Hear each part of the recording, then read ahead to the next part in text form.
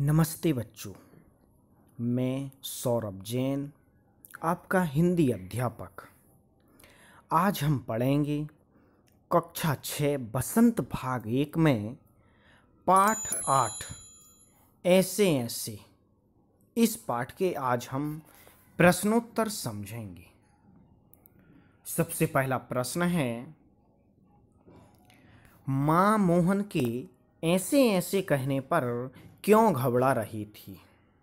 देखिए, प्रश्न में यह पूछा गया है कि माँ घबरा क्यों गई थी जब मोहन ऐसे ऐसे बोल रहा था कि मुझे पेट में ऐसे ऐसे हो रहा है, तो उसकी माँ क्यों घबरा गई थी। तो उसकी माँ इसलिए घबरा रही थी क्योंकि उसने सोचा था पता नहीं है कौन सी नई बीमारी है, इसलिए मोहन की माँ घबरा गई थी। दूसरा प्रश्न है, बचपन में ऐसे कौन कौन से बहाने हैं जिन्हें हमारे अध्यापक समझ जाते थे। उन्होंने सुना और मास्टर जी जो है तुरंत समझ जाते थे। तो देखिए, बहुत से ऐसे बहाने जो अध्यापक बहुत जल्दी समझ जाते हैं। उत्तर है कि पेट दर्द, सिर दर्द, बुखार, कहीं जाना है, किसी शादी में जाना है, तो ये सब बहाने जो है हमारे अध्यापक बहुत जल्दी समझ जाते हैं। अब अनुमान और कल्पना का पहला प्रश्न देखिए। पहला प्रश्न कि स्कूल के काम से बचने के लिए मोहन ने कई बार ऐसे ऐसे का बहाना बनाया। यदि एक बार उसे सच में पेट में दर्द हुआ और लोगों ने उसकी बात पर कोई भरोसा नहीं किया, तब मोहन का क्या हुआ होगा, मोहन के ऊपर क्या बीती होगी। तो इसका उत्तर है कि यदि उसे सच में दर्द हुआ होगा और किसी ने उसका विश्वास नहीं किया, सब यही समझे हुए हैं कि वह बहाने बना रहा है, तो ऐसी स्थिति में वह बहुत ज्यादा तड़पा होगा और उसे बुरा भी लगा होगा। हो सकता है वह भविष्य में कभी झूठ ही नहीं बोले। अगला प्रश्न, पाठ में आए वाक्य लोचा लोचा फिरे है के बदले ढीला ढाला हो गया है या कमजोर हो गया है। तो देखिए, इस प्रकार के और भी वाक्य इस पाठ में प्रयोग किए गए हैं। कौन कौन से? कि इतनी नई नई बीमारियां निकली हैं, है ना। देखो, ये है ना पहला, कौन सा? राममारी बीमारियों ने तंग कर दिया, इतनी नई नई बीमारियां, तो ये सभी जो हैं। और अगला क्या है कि तेरे पेट में तो बड़ी डाली है। क्या कहा? तेरे पेट में तो बड़ी डाली है। तो इन सब वाक्यों को यदि हम दूसरे तरीके से लिखेंगे तो कैसे लिख सकते हैं? तो इनको दूसरे तरीके से ऐसे लिख सकते हैं कि इतनी नई नई बीमारियां निकली हैं। पहला वाक्य क्या था? इतनी नई नई बीमारियां। तो उसकी जगह हमने क्या कर दिया? इतनी नई नई बीमारियां निकली हैं। फिर अगला, इन बीमारियों ने परेशान कर दिया है। ये दो वाक्य हो गए ना, ठीक है। अब तीसरा, तेरे पेट में तो बहुत बड़ी डाली है। इसको हम कैसे लिखते कि तुम तो बहुत चालाक हो। क्या? तुम तो बहुत चालाक हो। अब चौथा प्रश्न है, संकट के समय हमें कौन से नंबर याद रखना चाहिए और आप इनसे कैसे बात करेंगे। तो देखो, संकट के समय हमें कौन कौन से नंबर याद रखना चाहिए? पुलिस है, फायर ब्रिगेड है ना। तो ये नंबर, डॉक्टर, ये सब नंबर याद अपने को रखना चाहिए। जैसे पुलिस का नंबर क्या है? 100, फायर ब्रिगेड का 101, एम्बुलेंस का 102। तो इन सभी से और हम कैसे बात करना है भाई? कि हमें इनसे बहुत अच्छे से बात करना है और पूरी जानकारी उन्हें देना है। जो भी वह प्रश्न पूछें, नम्रता पूर्वक उन प्रश्नों का उत्तर देना चाहिए।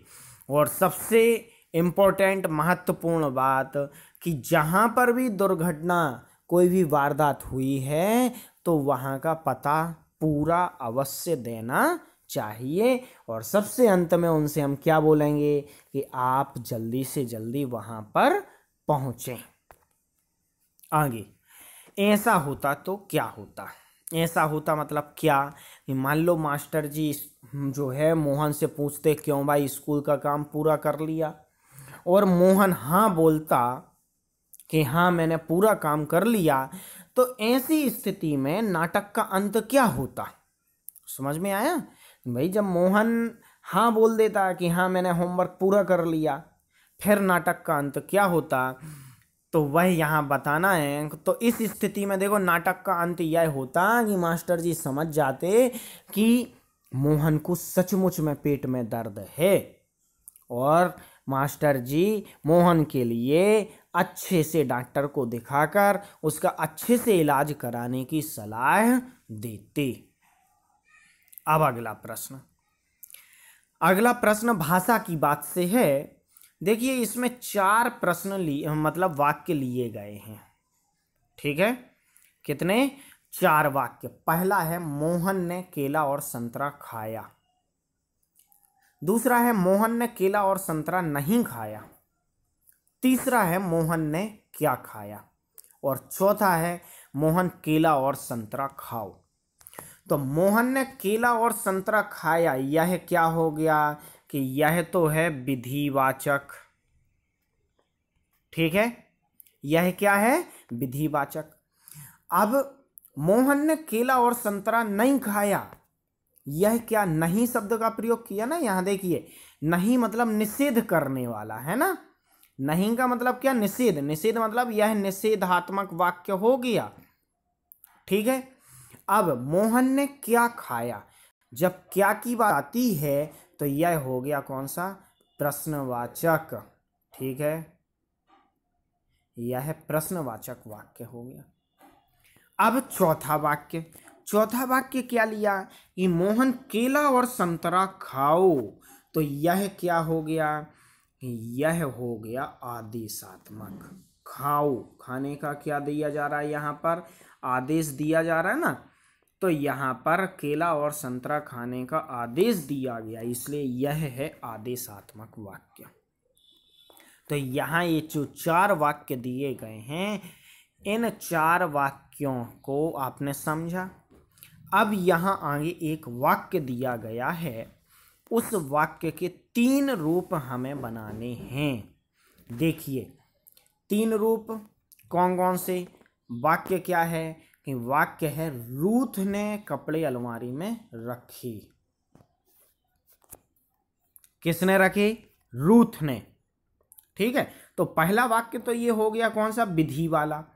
लेकिन अब आगे के अपने को बनाना है कौन सा? नहीं मतलब निषेध, पूछना और आदेशात्मक।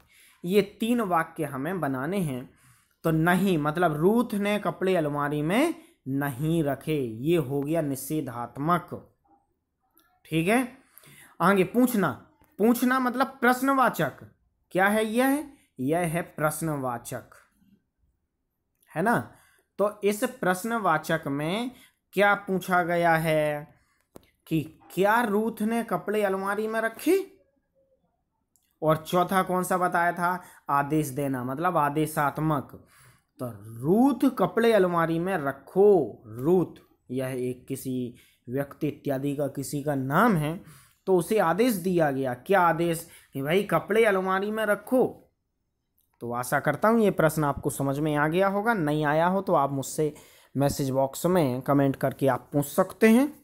अगला प्रश्न, कुछ और करने के लिए। पहला प्रश्न, क्या तुम स्कूल का काम ना करने पर उल्टे सीधे बहाने बनाते हो? पूछा गया है भाई आप भी ऐसा करते हो क्या जैसा मोहन ने किया? तो कहा नहीं मैं ऐसा कुछ नहीं करता। मेरा यदि होमवर्क नहीं होता है तो मैं घर पर साफ मना कर देता हूँ, माँ को बोल देता हूँ कि आज मैं स्कूल नहीं जाऊंगा,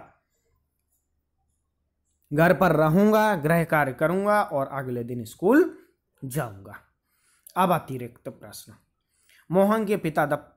मोहन ने पिता के दफ्तर में क्या खाया? तो क्या खाया? एक केला और एक संतरा खाया था।